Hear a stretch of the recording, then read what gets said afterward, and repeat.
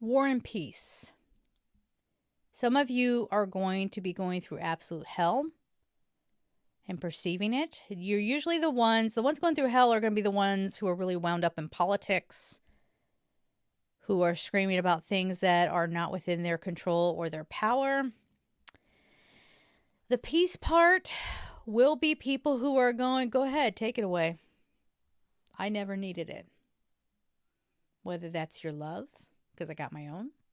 Whether that is money, I'll find a way. Might be a little bit more freeing to not have. I was talking about the de-influencing trend that's been going on for a couple of years now, but it's really intensifying. And people happily boycotting certain big stores to prove to people like, hey, we will vote with our dollar, right? Or even if you don't have money, like you're, coming together in community with others and seeing how we can get more back to basics. We're doing that. That will be happening in the next couple of years. So don't freak out, but make friends with that farmer. Make friends with somebody who knows how to make food or knows herbal medicine. I'm not saying that we're going to have to necessarily live off the grid. I think we may choose to have a different way of living, right? We are breaking free. Now, some people, like I said, they're going to be going through mental torment. They're already doing it and wanting to drag everybody else into it. And they may even, some of these people are very influenced by energies that I don't know why you would want to allow that, but some of these people are so heavily influenced by some of these other energies that they almost become like missionaries. Like, if you don't join me in my crazy thinking, if you don't join our group and our crazy thinking, then we're going to punish you. We're going to neglect you. We're going to make you feel like you don't belong. But again, take it. I never wanted it. If you're hanging around with a bunch of people who just drag you down and they're just judging you or they're competitive with you, they're jealous of you, you can't even have a healthy, here you go. If you're hanging around, whether it's coworkers, friends, family, whatever, let's say you and there's one other outside of the matrix kind of person, or somebody who's kind of healthy minded. Yes. And you're trying to have a conversation with that person. Watch who keeps interrupting. Watch who keeps trying to distract. Watch who wants to make that a weird thing. Trying to embarrass you. What are you two talking about over there? God, you two are getting all cozy over there. And maybe you're just having a conversation.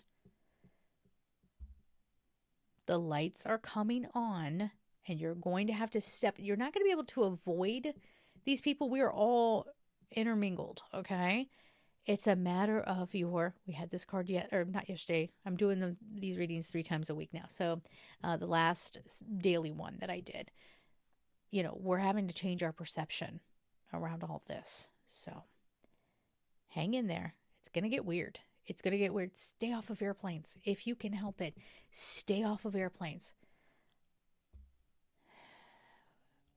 When experts can't figure out what the heck is going on, geomagnetic field that is changing.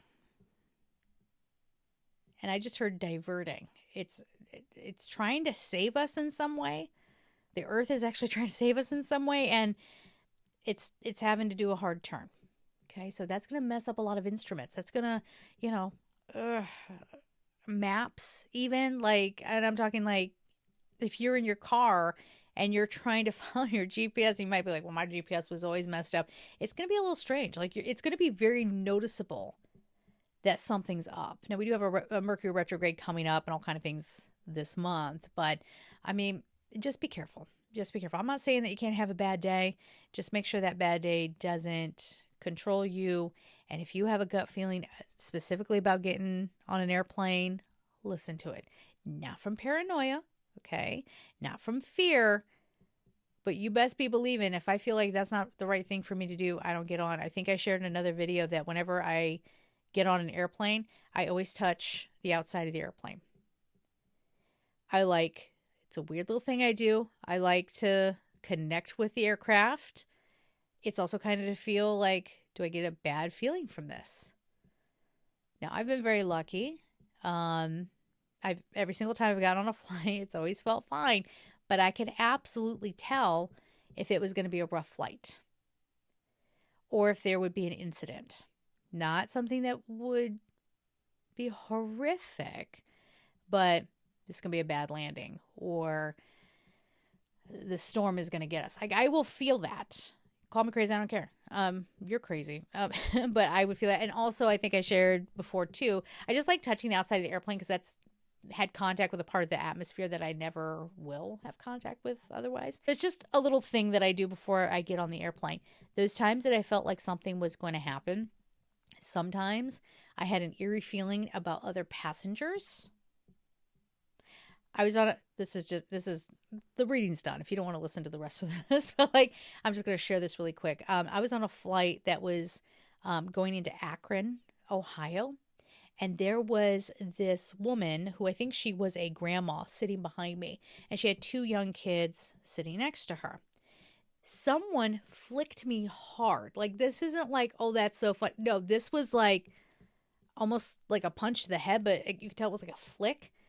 And it knocked my head forward. That's how, like, not drastically, but enough. And I turned around and the grandma, it wasn't one of the kids. The grandma was lifting her hand away from my head and pretending like she was touching the light. And she goes, oh, sorry. We had no exchange. There's a reason why I'm telling you this. We had no bad exchange with one another.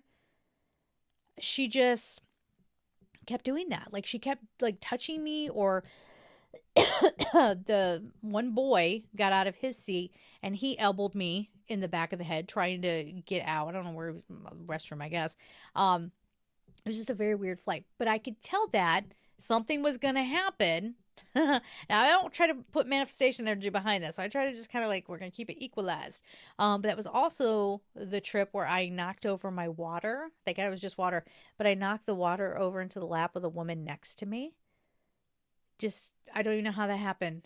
She was so sweet. God bless her. The woman next to me, not the woman behind me, but the woman next to me was so sweet. There was another time that I touched the plane and I knew, like, I did get kind of a sick feeling. Like, I felt like I was still okay to get on the plane, but I had, just a weird feeling in my stomach. This was coming into LaGuardia. We were coming in for a landing. This is kind of what I think has been happening at Reagan International. We were coming in for a landing. And then when I say we did a sudden, we were like this. I mean, full on backs in our seats. And I'm not a nervous flyer. I've flown numerous times. I'm not a nervous flyer typically. But the person next to me, we grabbed hands because we were like, oh my God. And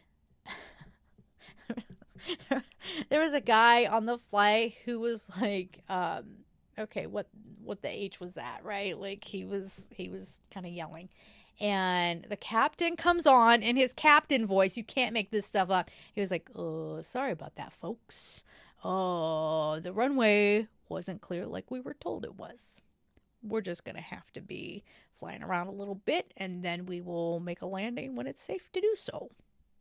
And that wasn't the only time that had happened. That was the worst time that it ever happened. But that happened plenty of times too. We're coming in for a landing, having to hurry up and go back up and basically abort the landing and keep flying around. One last time, lightning hit. Okay, let me put it this way. I don't know what happened.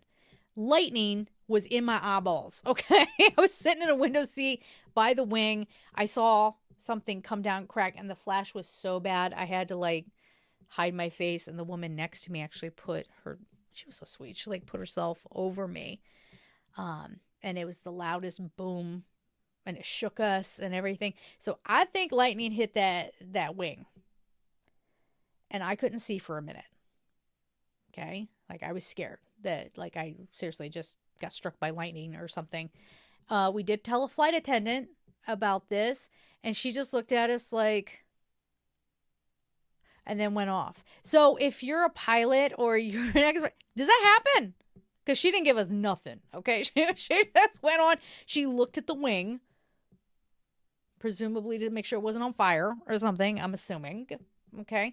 But if you have some intel on that, I would love to know. But yeah, I mean, that all stemmed from me touching the outside of the airplane. What is my point in this? My point is storytelling time. I warned you guys before if you didn't want to sit here for this. But when you work on your intuition, yes, you could touch an object like the outside of an airplane and you'll know whether you should get on that airplane or not, or what to be prepared for. Okay, so I've blabbed your heads off enough. I love you. Angelsouls444.com if you want to get a reading, or email me at angelsouls444@gmail.com to try to get a live reading if that's something you'd like to do. I don't have too many spots open for a while. I'm getting pretty booked up here. So just want to let you know that, but you can always try. There's always a reschedule usually, or someone's not feeling well. It's cool. You can try. All right, so we're going to leave it there. I'm sending you all so much love and take care.